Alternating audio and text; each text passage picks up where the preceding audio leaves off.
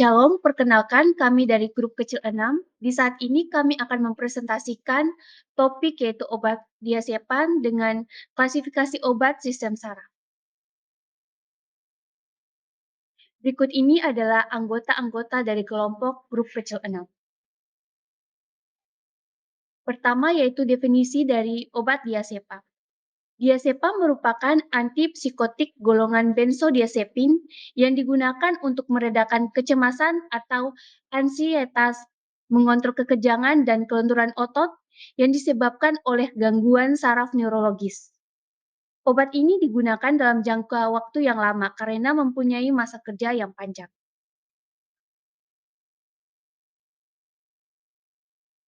Klasifikasi nama obat. Diazepam merupakan golongan obat dari benzodiazepin yang memiliki nama generik diazepam.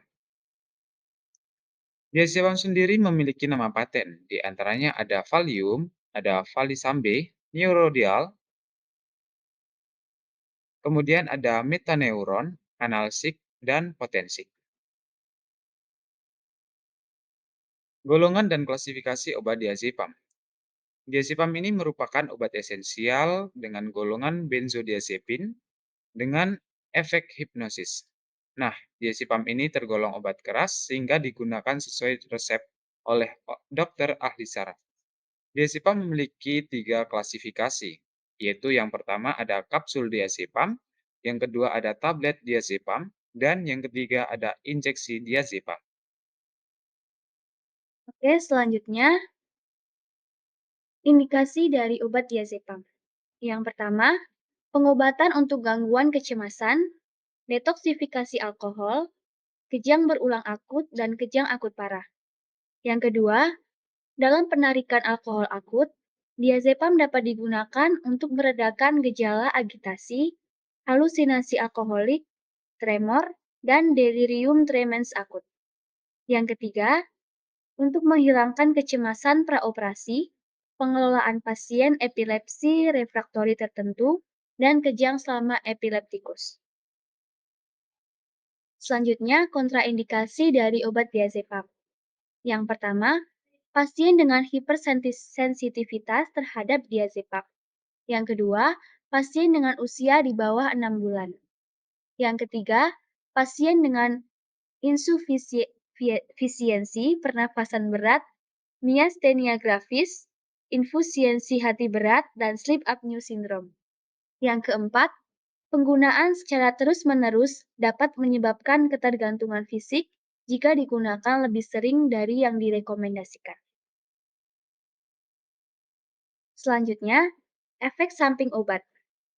Efek samping serius dari obat diazepam yaitu depresi pernafasan, ketergantungan dan penyalahgunaan obat, kolaps kardiovaskular, bradikardia atau detak jantung lambat, hipotensi atau tekanan darah rendah, kelelahan, kebingungan, amnesia anterograde atau jenis amnesia yang menyebabkan penderitanya kesulitan membentuk ingatan baru, depresi, ataksia atau gangguan koordinasi gerakan, sakit kepala, distonia atau kontraksi otot tak sadar, retensi urin atau kesulitan buang air kecil, inkontinensia atau kehilangan kontrol kandung kemih untuk menahan buang air kecil, mual, sembelit, diplopia atau penglihatan ganda, ruam, dan ketidakteraturan menstruasi. Dengan catatan bahwa obat diazepam harus diberikan dengan resep dokter.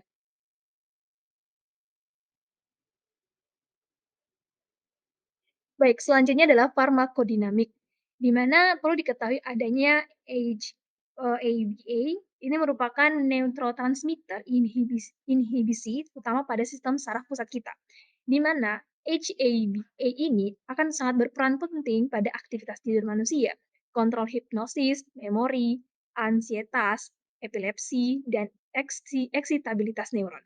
Nah, saat terjadi ikatan diazepam dan reseptor GABA di sistem imlik dan hipotalamus kita, itu memungkinkan terjadinya peningkatan ion klorida ke dalam neuron. Dan itu dapat menimbulkan hiperpolarisasi atau peningkatan potensial membran dalam sel. terutama pada neuron di dalam muatan listrik di bagian dalam membran menjadi lebih negatif dibandingkan bagian luar membran, sehingga itu dapat menurunkan eksitabilitas saraf. Selanjutnya itu adalah farmakokinetik. Perlu diketahui bahwa pemberian obat ini itu baik secara oral, rektal, dan parenteral. Nah, bagian pertama itu adalah absorpsi.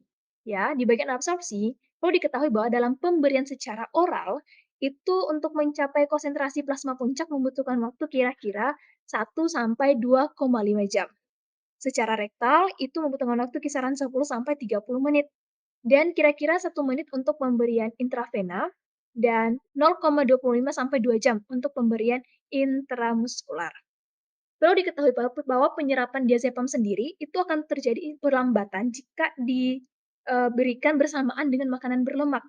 Jadi bisa memakan waktu kisaran 45 menit jika dibandingkan dalam kondisi perut kosong yang dapat diserap dalam waktu 15 menit ya.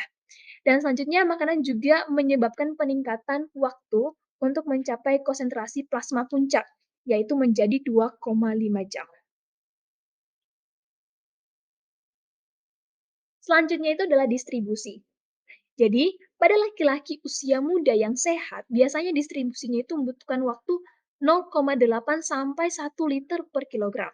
Jadi jikalau dikira-kira itu sekitar 98% dari diazepam per oral atau 95 sampai 98% dari per rektal.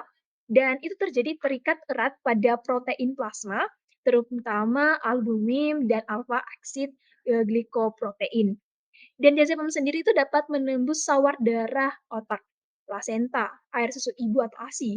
Dan konsentrasi diazepam itu dalam ASI diperkirakan bisa mencapai 1 sampai 10 dari konsentrasi plasma ibu pada hari ketiga sampai 9 setelah melahirkan. Perlu diketahui juga bahwa diazepam itu bersifat larut ya dalam lemak dan terdistribusi dengan cepat pada lemak dalam jaringan lain. Sehingga jika pemberiannya bersama dengan makanan yang berlemak, maka penyerapannya juga akan melambat.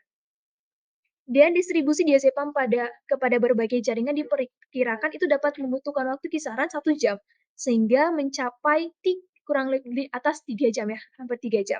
Dan volume distribusi diazepam adalah 1,1 liter per kilogram pada pemberian per oral, 1,2 liter per kilogram untuk intravena, dan 1 liter per kilogram pada per rektal. Selanjutnya itu adalah metabolisme ya. Oke, untuk metabolisme itu perlu diketahui bahwa oksidasi dari diazepam itu dimediasi oleh sitokrom P480, PF50, dan N-demetilasi dari diazepam itu dilakukan oleh CAP384 dan CAP2C19. Kemudian membentuk metabolik non aktif yang disebut N-desmetidiazepam, dan zat itu akan dihidroksilasi lagi oleh CAP384 menjadi metabolik aktif temazepam.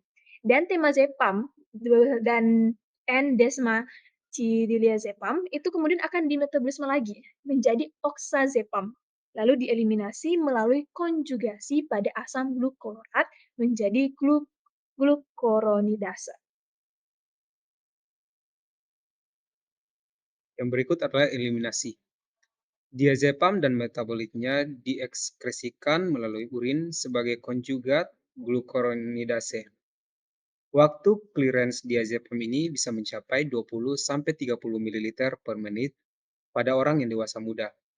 Waktu paru eliminasi diazepam dapat mencapai 48 jam atau sekitar 2 hari pada pemberian oral, 33-45 jam melalui intravena, 60-72 jam melalui intramuskular, dan 45-46 jam melalui pemberian rektal. Metabolit aktif N-desmetyldiazepam memiliki waktu paru eliminasi yang bisa mencapai 100 jam. Waktu paru diazepam memanjang pada neonatus, geriatri, dan pasien yang memiliki penyakit hati atau ginjal. Yang berikut adalah dosis dan cara pemberian diazepam. Yang pertama melalui intravena. Diazepam intravena yang diberikan melalui intravena sekitar 0,3 sampai 0,5 mg per kilogram berat badan. yang dimana berfungsi untuk menghentikan kejang. Dosis maksimalnya adalah 20 mg dan cara pemberiannya adalah diberikan secara perlahan dengan kecepatan 1-2 mg per menit atau dalam 3-5 menit melalui intravena. Yang kedua adalah melalui rektal. Diazepam melalui rektal adalah 0,5-0,75 mg per kilogram berat badan untuk menghentikan kejang dari orang tua. Diazepam rektal 5 mg diberikan untuk anak dengan berat badan di bawah 10 kg. Diazepam rektal 10 mg diberikan untuk anak yang memiliki berat badan di atas 10 kg dan anak di bawah usia 3 tahun dapat diberi diazepam rektal 5 mg. Anak di atas usia 3 tahun diberi diazepam rektal 7,5 mg. Dosis 0,5 mg per kilogram berat badan diberikan tiap 8 jam pada suhu 38,50 derajat Celcius. Cara pemberiannya adalah melalui rektal atau anus. Yang ketiga adalah melalui oral. Diazepam yang diberikan melalui oral berupa larutan atau tablet. Dosisnya adalah 0,3 mg per kilogram berat badan tiap 8 jam untuk kejang. Dewasa 2-10 mg atau diberikan 3 atau 4 kali sehari. Orang dewasa yang lebih tua awalnya 2-2,5 mg atau 1 atau 2 kali sehari. Anak-anak usia 6 bulan ke atas awalnya 1-2,5 mg diberikan 3 atau 4 kali per hari. Anak-anak di bawah usia 6 bulan, penggunaan untuk anak-anak di usia di bawah 6 bulan tidak dianjurkan untuk menggunakan diazepam. Cara pemberian melalui oral adalah melalui mulut dan ditelan atau diminum.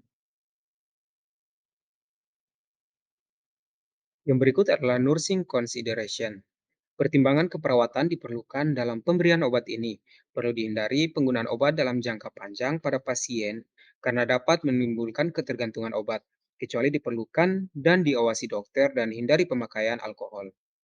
Obat ini mempengaruhi kerja organ dalam tubuh, seperti peningkatan bobot hati atau hepar. Obat diazepam memiliki banyak efek samping, sehingga pada penggunaannya perlu dalam jangka pendek, dosis yang tepat, dan dengan resep dokter.